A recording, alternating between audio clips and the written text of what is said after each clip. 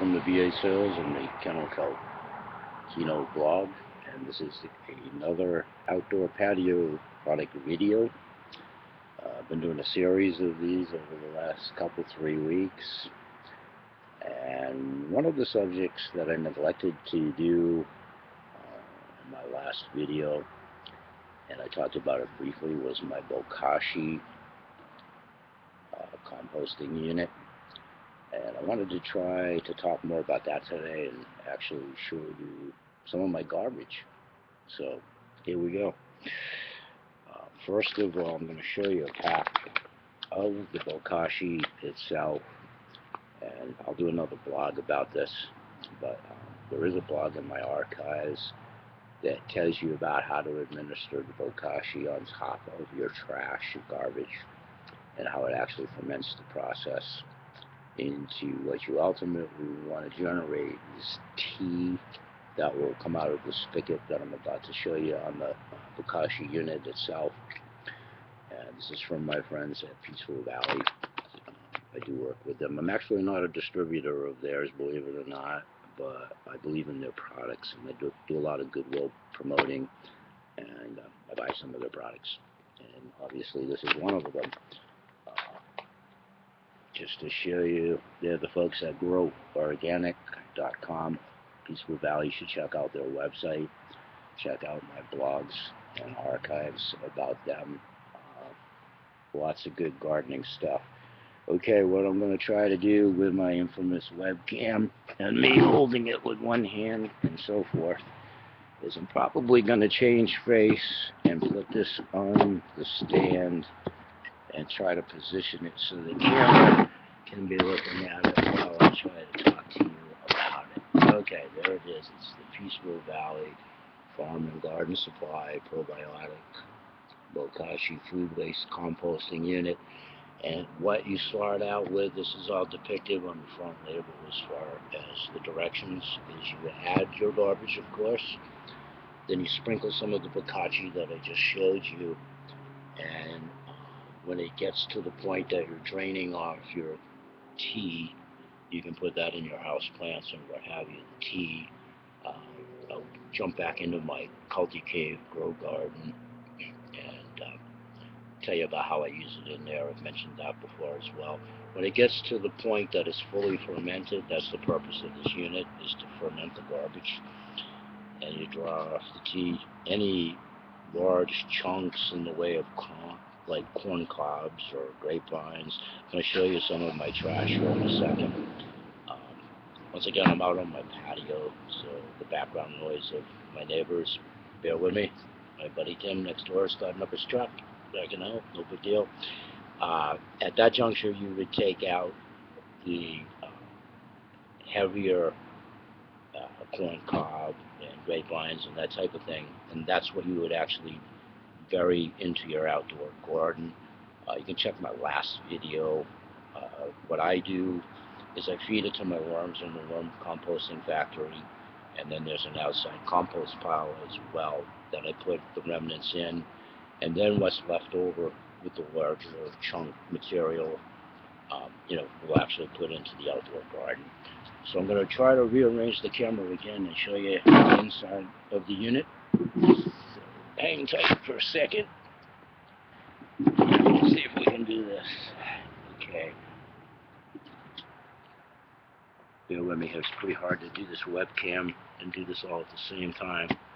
Okay, that, when I can get the angle of the camera, hold on. Okay, that's the inside of the Bokashi unit with what I've already started for a couple weeks worth of garbage. And I'm about to add some more in, so I wanted to give you the premise of that, and I'll show you actually what I'm going to be dumping into the unit. Or actually, I did already dump it in. This is what I've dumped in. I cleaned out my refrigerator today, leftovers, expired stuff, just to show you what you can put in there. This is what was left of some pea soup. This was what was left of some chipotle sauce. None of this was major quantities, but just cleaning out the refrigerator, and in some cases they had gone by the due dates and what have you. So you can virtually put anything in the unit. That's what I'm trying to intimate here. Some good old Smucker's jam. Probably a good thing I did look at the expiration date on that. There wasn't much left, but I'm almost embarrassed to tell you how old that was. So that's in the pile. Just randomly picking items here. In today's contribution is just some salad dressing, blue cheese, chunk salad dressing, pasta sauce, classical red pasta sauce. That all goes in. Just more pasta sauce, different flavor. Right into the pile. What have I got here? I have to read it myself. Some organic garlic flowers. You know what was left of those. Those were probably older. That's probably why they were in the pile. There's some old mayonnaise. You know, just some old expired mayonnaise. That's the whole premise of generating the fertilizer, and it ferments it. These two bottles I wanted to hold out because I actually sell this product as well. This is featured on my live Superfoods webpage, and it's coconut vinegar, very good amino acids. I happen to have some left in my refrigerator that expired, so I threw that in the pile as well. So what is different about this, or is it the same bottle? Okay, same bottle times 2. Amino acids. Look on my live Superfoods page if anybody's interested in this. They actually even make a healthy ice cream, and they make some really good coconut bars as well. This is one of the products that I distribute that's going into my garbage. So I just wanted a little sidebar on that. What else have I got in there today? In today's edition is some good old homemade chili soup.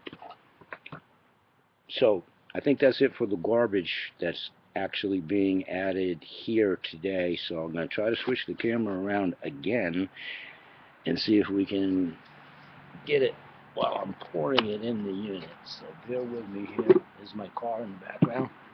That needs to be washed today too. So I'm actually going to pour, first of all, straight up, straight into the unit itself.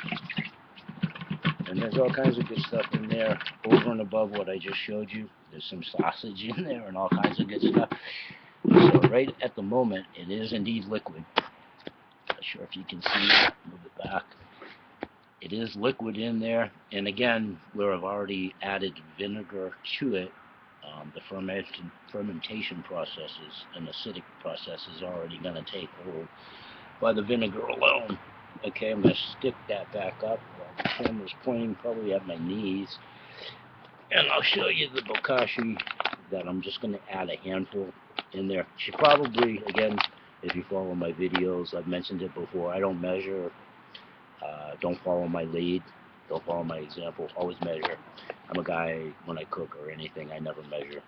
Just a quirk. So I'm going to just grab a handful and spread it around. And you probably should measure it out when you do it yourself.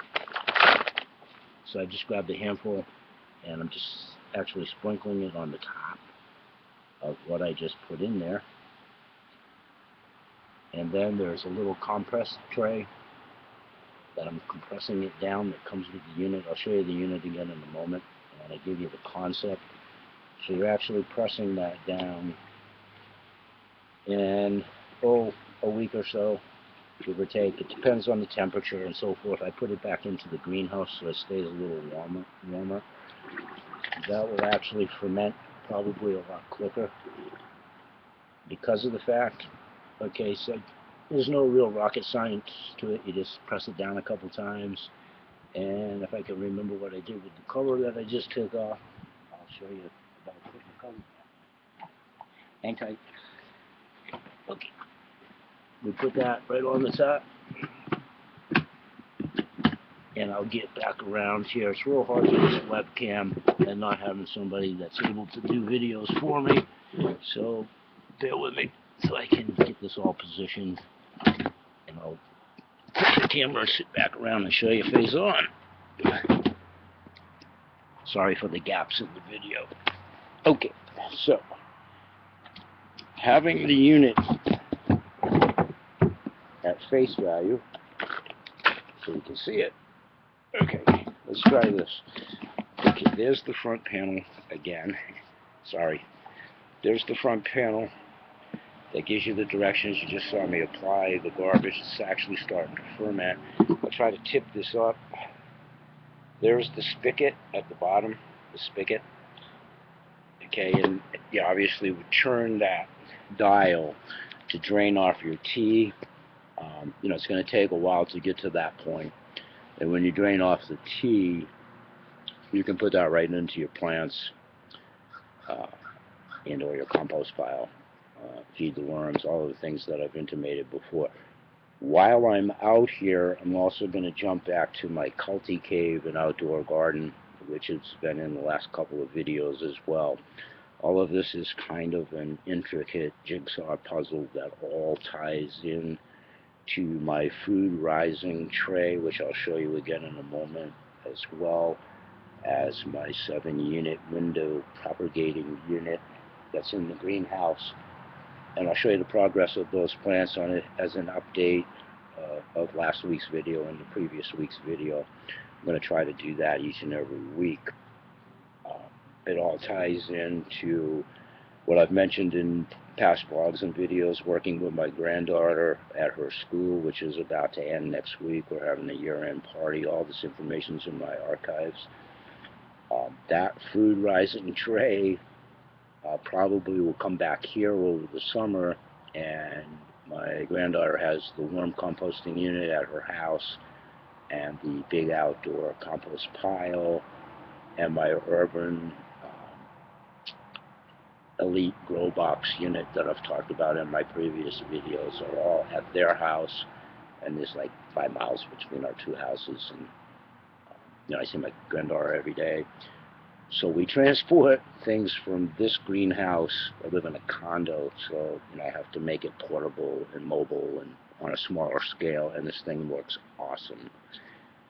And then we transport the Bokashi that I just showed you in my previous video. I alluded to how you know, I'm learning on the go. It's an ongoing learning process for myself. You can check back on the last video. I didn't do so good on the first batch of Bokashi. It was through my own error, no reflection on the product. The product is great.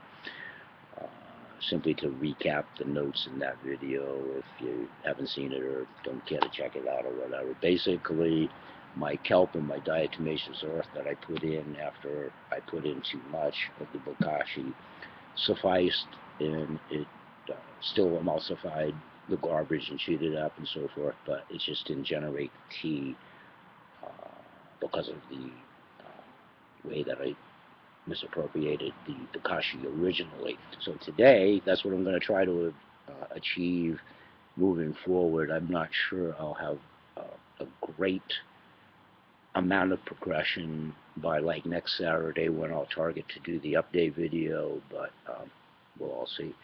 So I'll take the camera, and not on camera because I don't have enough hands to do this, but you know, I will transport the Bokashi back into the greenhouse. That's where that's its house, and that's what I neglected to show you on my last video. So I will put that back. I'm just going to swing back into the Culti cave and change the camera around again and see if I can get the angles and update you on the plants as I've done in the previous videos. Okay, and I'll stand in the background and try to talk to you. I'm constantly changing the position of the top counter of my mini grow farm box. It has to do with a whole multitude of things. The way the sun sets in the back of my house, and the way the roof protrudes over the greenhouse, and the angle of the sun, and the lack of hot temperatures until very recently, etc., etc. So I have to reposition the plants. That's where the greenhouse comes in so well. It maintains the temperature and the heat. And I put it out here very early in the spring when we were still experiencing very cold weather. And the seedlings and everything survived under that premise. So this whole unit's working very well. But on the top, if you've seen the last video, or when you do, I've repositioned some of the top plants. I just used the top of the mini grow farm unit. I'll show you that in a minute. Just as a stand to maximize my space in a small greenhouse due to my overall small patio and so forth. But in the mini farm grow box, I'll try to position the camera again, panning it down. What I now have done is reposition my squash and melon into the background of getting a better angle in the heat of the sun. And I've moved some of the smaller units, like I said, on the top. Those actually come from my window propagator unit, which I'll show you in a second. There's a couple of cells. I'll see if I can take one out within the mini grow box that hasn't had any growth activity as of yet. That's probably more indicative that I'm trying to grow things that are normally would be grown like in the fall. So we'll see what happens with those. I am actually starting to see some flowering on some of those, so those may come to fruition as well. This unit is awesome. I'm going to pan down, I should say, to my window propagator unit. And again, probably since the last video, I've repositioned those for all the reasons I just said, sun and so forth. In here where I'm waving my hand, I believe is squash and melon. I've even forgotten some of these. I had them marked. I have kale. I have chard. I believe the front two are kale. And I'll go over to the other side. I just took out my transplanted boxes out of the unit to get more direct sunlight. And I'll show you the squash and the lettuce that came out of this propagating unit. And then I just wanted to pan up again and refresh everyone's memory about the reservoir for the mini farm grow box. Let's see if I can pop the lid. I just added some water to that yesterday, so the level's pretty good. I'm not sure if the camera's showing you that. But again, the premise for those of you that might not be familiar, and there's a whole page on my website dedicated to this. This is the Food Rising Mini Tray Unit, invented by Mike Adams, the Health Ranger. For those of you that are familiar with his natural news network. And the tubing feeds down. I have the stuff in the way here is shelving for my other plants. The tubing actually goes into this unit.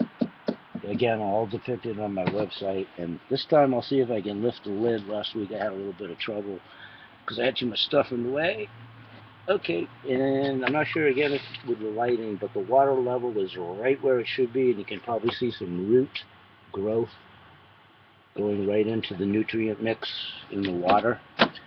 That's what the attribute of this unit does. It feeds from the bottom up, so the roots are getting the nutrients. And as you can see, my success ratio is pretty good, and here in Maine it's pretty nice today, and the last few days it's starting to finally get better weather-wise, but long story short, it's still unseasonably chilly for the date. So without this Culti cave unit, first of all, I never would have got the blooming that I've already got, and I would have never been able to maintain the growth of the plants in those adverse weather conditions. Okay, I'm shaking the camera all around. I apologize for that, but you probably lost lighting. It's real hard to do this holding the camera and trying to balance it around, so I'm going to stop it there. You probably get the basic gist of my point, and I'll update you more again next week. But the Bokashi unit, you want to keep in mind, any trash, garbage, anything can be put into the unit. That's the premise of the unit, and that goes back to my BA Sales Healthy Meal Plan, which again ties into all of this: grow your own food, survival. The world situation is getting more tenuous day by day. I don't want to get too sidetracked on that, but that's all part and parcel of what this is all about as well. And generating your own food, controlling food costs. Check out my blog today. There's more about my cost savings plans, my group savings plans, my BA Sales Healthy Meal Plan. It all ties in to volume savings and saving people money So that's it for today. And always remember that BA Sales promotes good health in all humans and animals.